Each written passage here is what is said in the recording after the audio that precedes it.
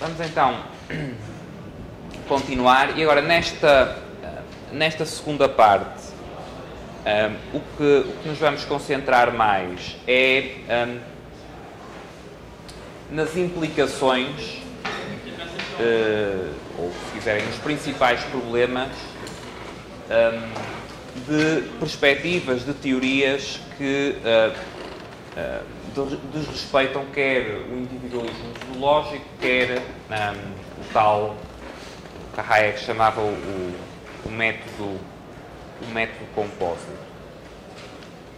Ora bem, e vamos começar por falar um pouco de teorias coletivistas, onde eu normalmente incluo também um conceito miesiano, que já vou explicar, que é o conceito de polilogismo. Mas primeiro vamos começar pelas teorias coletivistas em geral. Ora bem, o que é que estamos aqui necessariamente dizer teorias coletivistas? E como a seguir também vamos dizer teorias historicistas, é uma simplificação, portanto, e certamente que nenhum dos englobados ficará satisfeito de estar tratado aqui. Mas o que numa perspectiva austríaca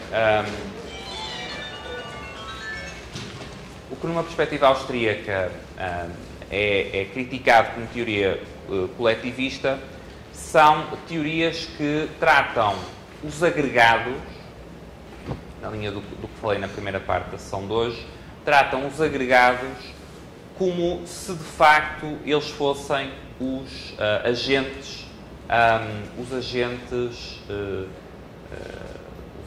decisores, os agentes atuantes, passo o pleonasmo, para a compreensão dos fenómenos sociais.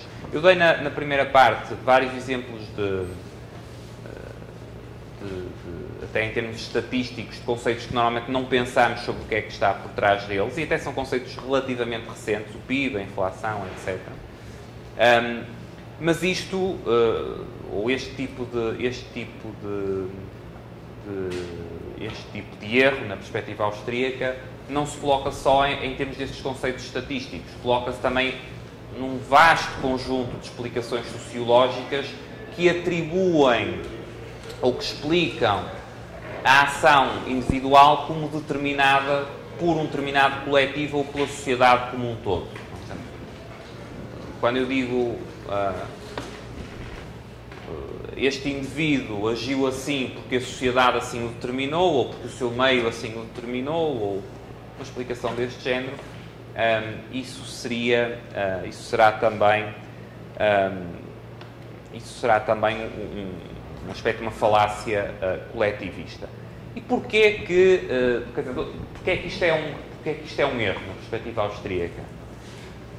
Porque o que nós temos na realidade não são agregados, portanto, isto que numa perspectiva coletivista se chama agregados, não são realmente agregados, são padrões que observamos. Certo? São construções intelectuais nossas para compreender a realidade. O que é que isto quer dizer? Quer dizer que quando eu falo, ou quando falamos de sociedade,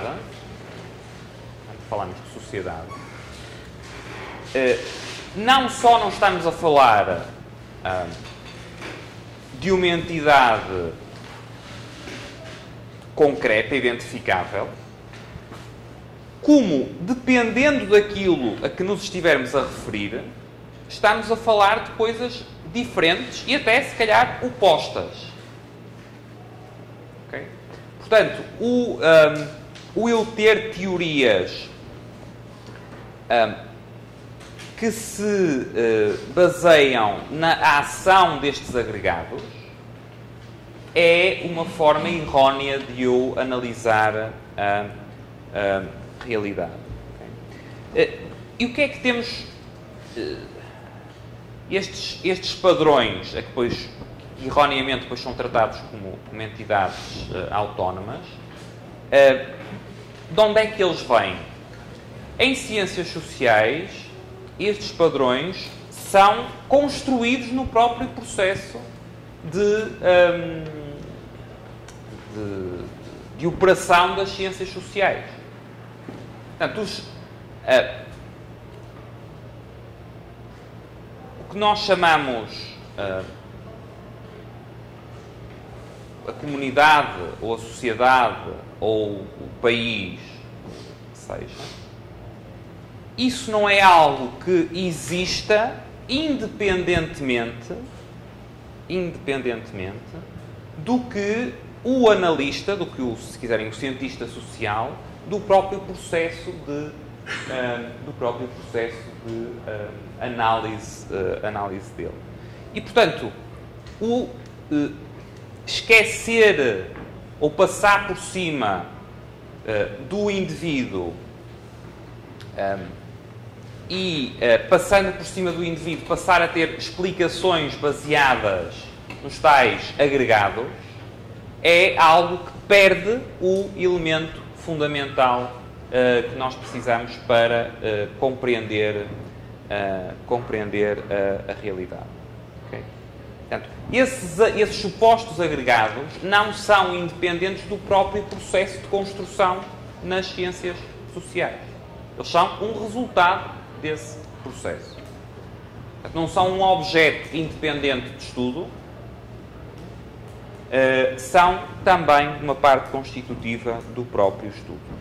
Eu incluí aqui também um conceito que Mises dedica alguma atenção e alguma importância, que é o conceito de polilogismo.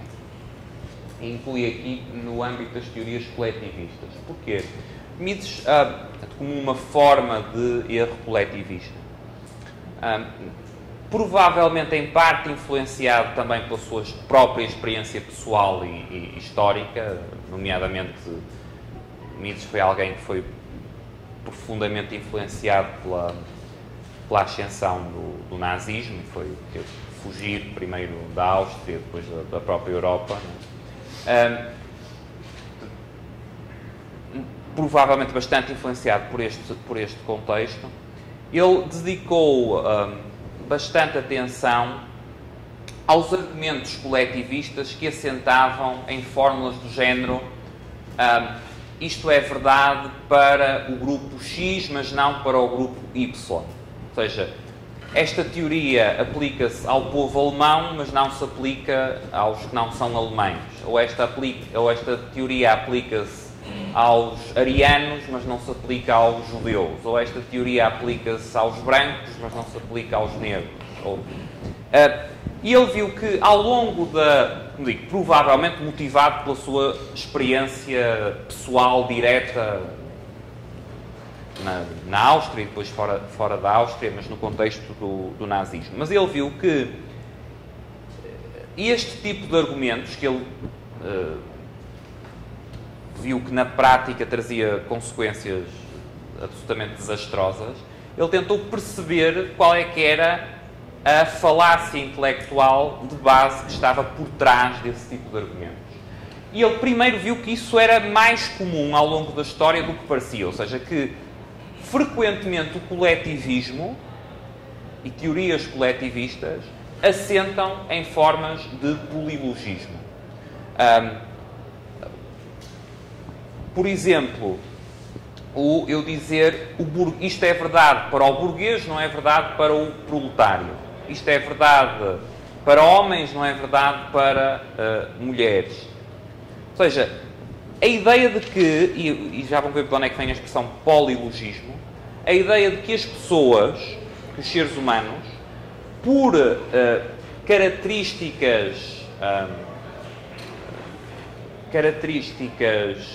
por diferença numa determinada característica enquanto ser humano, por exemplo a raça, por exemplo a nacionalidade, por exemplo a língua, etc., teriam estruturas lógicas diferentes. Ou seja, que aquilo que eu poderia aplicar, ou que seria verdade para os alemães, não seria para os ingleses. Mas antes bastante antes da ascensão do nazismo, no século XIX,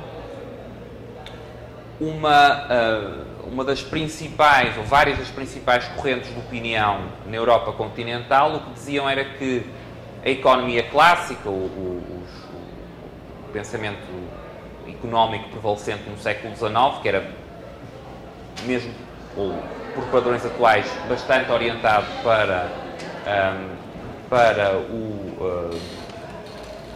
o livre mercado, era algo que talvez fosse verdade no contexto inglês, mas que certamente não se poderia aplicar a outros povos, a outras realidades.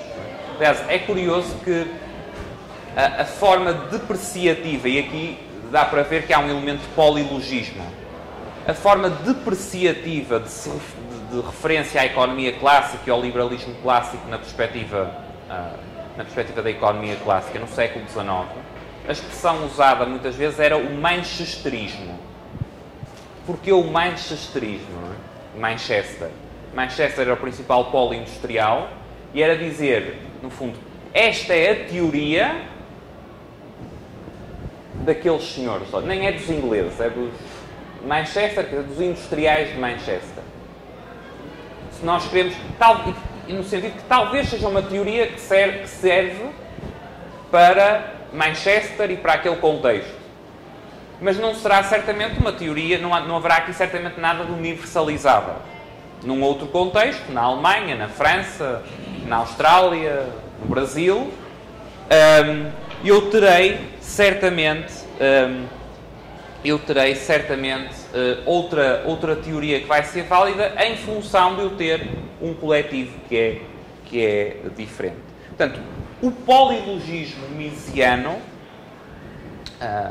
pode, na minha perspectiva, ser visto como uma aplicação, uma extensão da crítica ao coletivismo, mas uma extensão que é centrada num tipo de coletivismo que associa o tal agregado a um elemento distintivo entre as pessoas, que é simultaneamente um elemento de pertença dessas pessoas a um determinado grupo, como disse, racial, nacional, etc. etc. Portanto, daí o polilogismo ser de haver mais do que uma lógica. Não é? Isso é algo também que, neste caso, para o qual Mises estaria mais sensível do que, por exemplo, Hayek, também por causa do elemento kantiano. Não é? Portanto, aí a forte estrutura kantiana, que tem um forte ênfase em termos de categorias universais e da estrutura em termos de razão humana, levaria a ter mais sensibilidade para esta forma de coletivismo, mas eu creio que o argumento geral hayekiano contra os erros coletivistas, e aí onde ele está talvez mais desenvolvido é no Counter-Revolution of Science, um livro que eu trouxe e que falei na sessão de ontem, que essa argumentação geral contra o coletivismo é algo onde encaixa bem a crítica ao polilogismo que é feita por Mises. Okay? Ora bem, o que é que paradoxalmente, quer o polilogismo, quer as teorias coletivistas em geral, implicam. O que é que implicaria a sua aceitação? Se são os coletivos que importam e as distinções entre esses coletivos que importam, seja, no caso específico do polilogismo, em função de raça, em função de nacionalidade, cultura, etc., seja por outras categorias de formação desses coletivos,